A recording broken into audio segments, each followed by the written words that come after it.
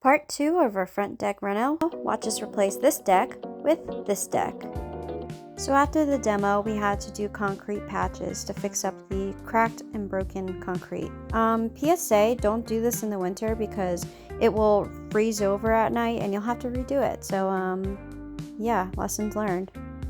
And here we are. We got our ground contact pressure treated wood all here. These are 2x8s by 20s because it's 18.5 feet long, of course. And then we got our 2x6 by 20. That's going to be our ledger. That's going to be attached to the house. Come this way. We have more 2x6 by 20s. These are going to be for our blocking in between the joists. We got our 2x12 by 20. This we may not use. It's going to be the decorative pieces. Over here we have our 2x6 by 12s. These are going to be cut in half and used as our joists. And then we have another decorative piece over there. These things are freaking huge. They're heavy and they cost so much, but they're going to work. We also have from Home Depot a whole bunch of composite shims here that we are going to be using to space it out on the concrete. Tapcons if we need it. These are the heavy duty ones. Here's your water too. We have, 40 of these joist hangers for the 2x6s. We have, oh my gosh, a whole bunch of headlock lag screws. We'll be needing those. Eating Taco Bell. And we got multi-purpose wood screws here. We got some silicone, whole bunch of joist tape, SD connectors, more joist tape here.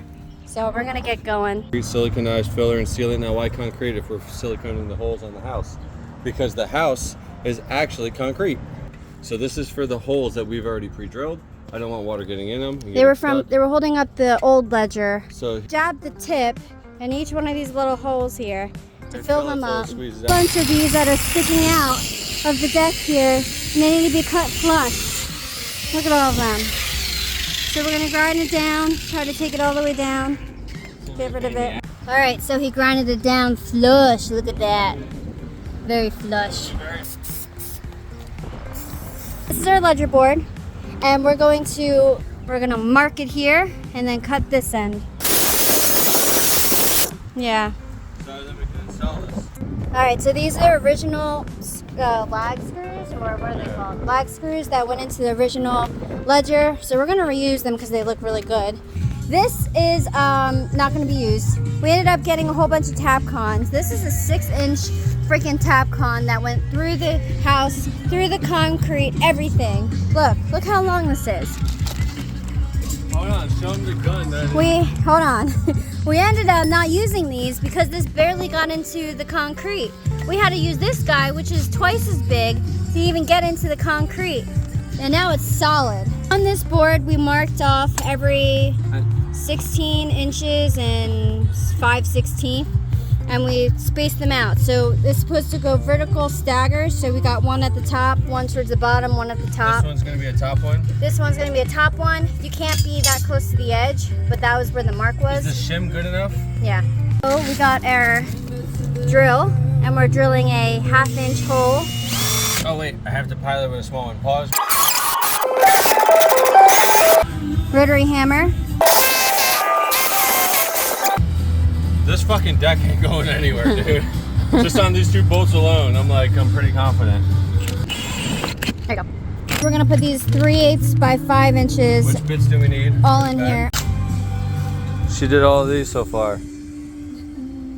I'll show you how it's done properly.